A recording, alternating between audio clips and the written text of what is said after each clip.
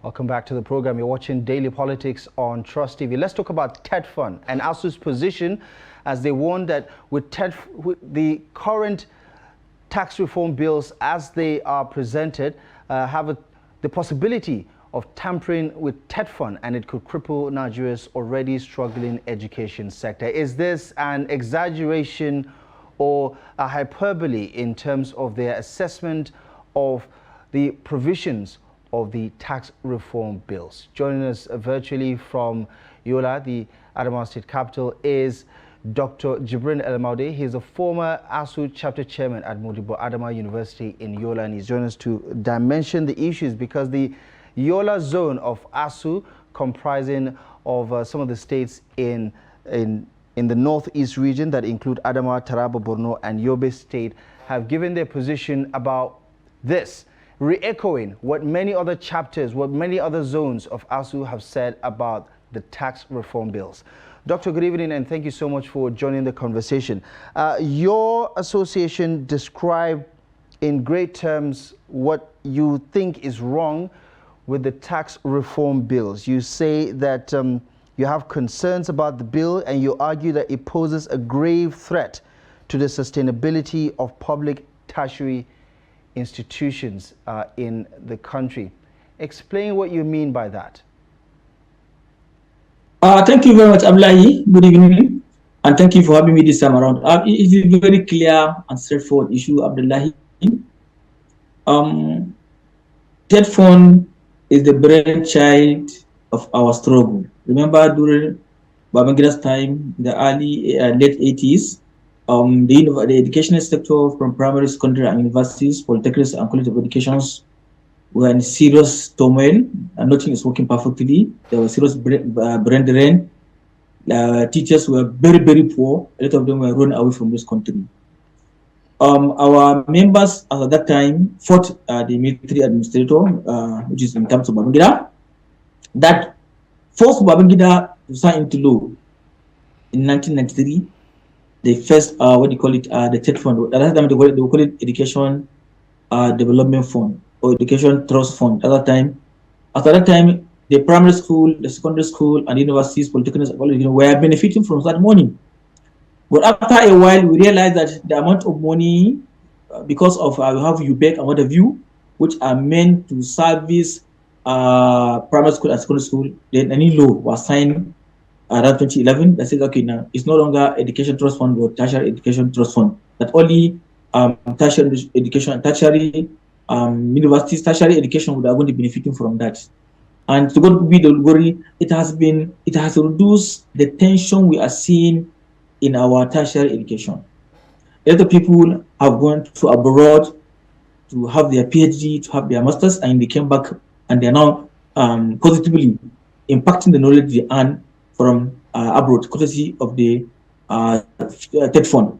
But unfortunately, the new law, the new bill that the president is proposing is now saying, particularly Section 59, Section 3 of the bill, that from 2025-2026, instead of the whole 100% money, 2% or 3% education tax from companies in Nigeria, that serve as the main source of income of funding or intervening in tertiary institutions is no longer going to be there. It's only going to be 50% of that money is going to be given to us.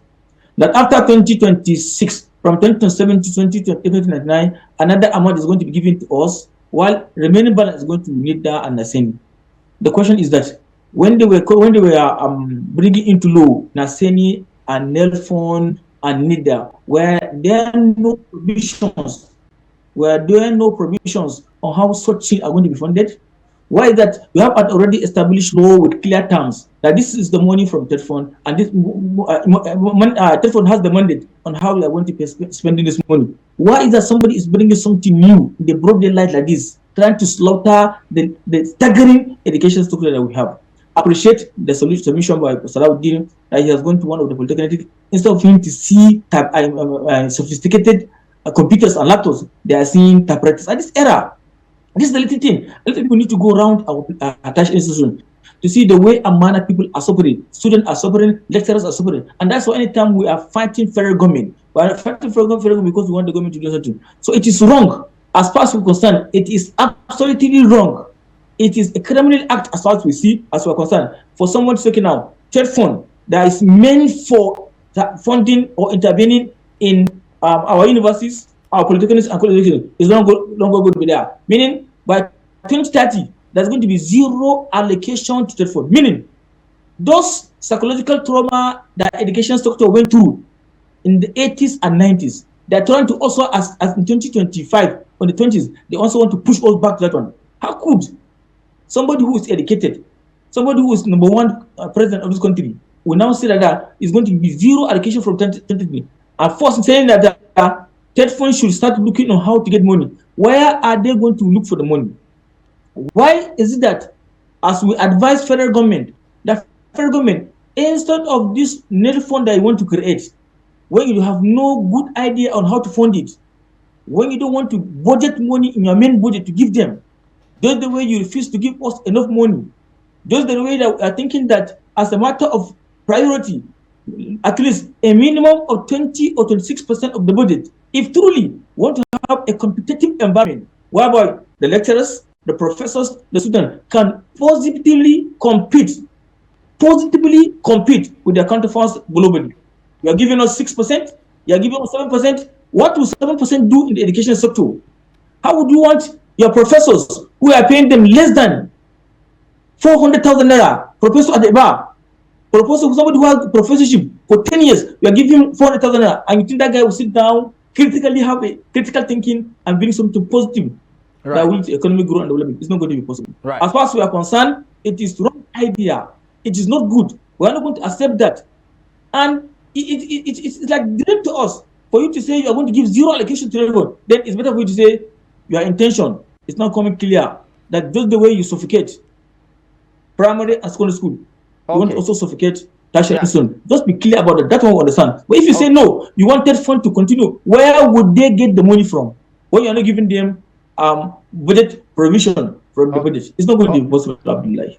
Okay, Doctor, in your union's argument, you say that the tax reform bills will undermine TETFUND's abilities to support essential initiatives like staff development, research funding, and infrastructure project in universities across the country. And there is no secret that since the administration introduced the country to the idea of the student loan scheme, that ASUU has been against it. Is this yet another point that you're trying to fight tooth and nail to see that the NEL fund does not become a reality, even though it is designed to benefit millions of Nigerian students?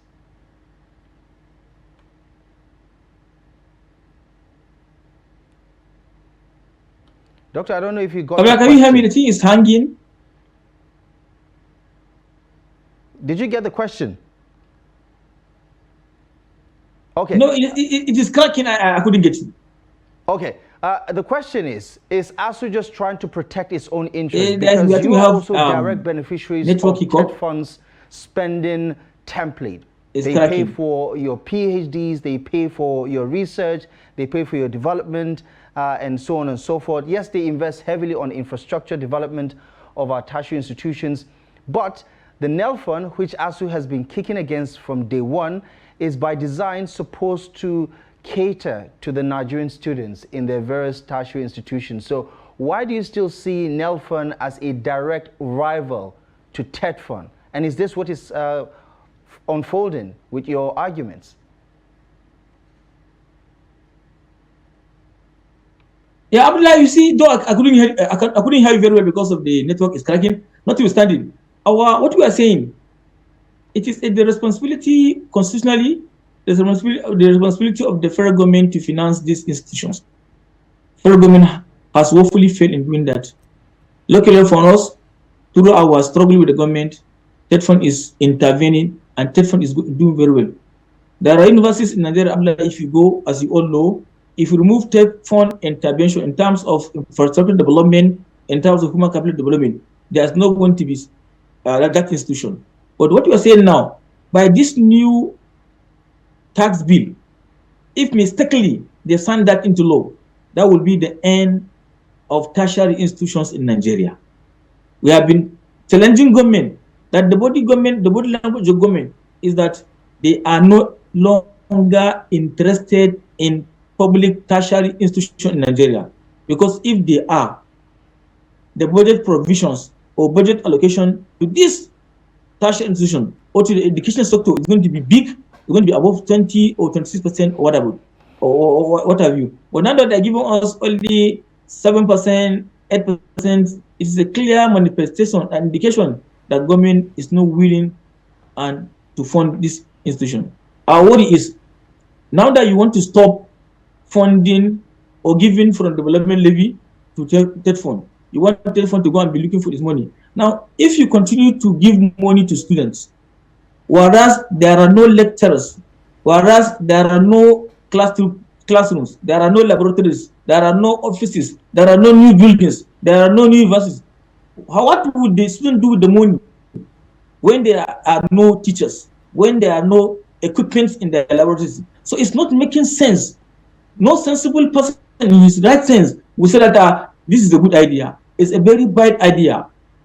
What you are supposed to do is, if you are not going to increase the percentage you are giving TETFUND from 3% to 4% or 5%, I think we should maintain what we have, and we should not do any mistake of saying that we are going to stop. We are going to be giving a zero allocation from 2030, because that is going to be disastrous to all of us.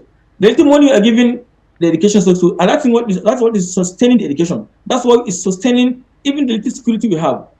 If you stop funding these universities, and the intervention that's coming from TETFUND is also being stopped, our worry and fear is that the rate of insecurity of life is going to be increasing by the day.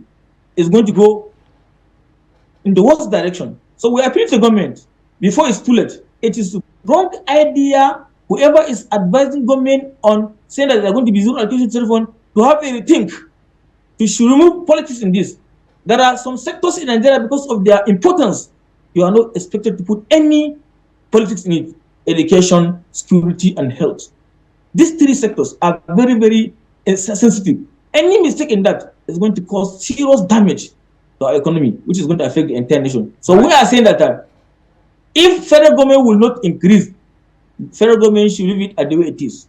Okay. It is an indication they are failed.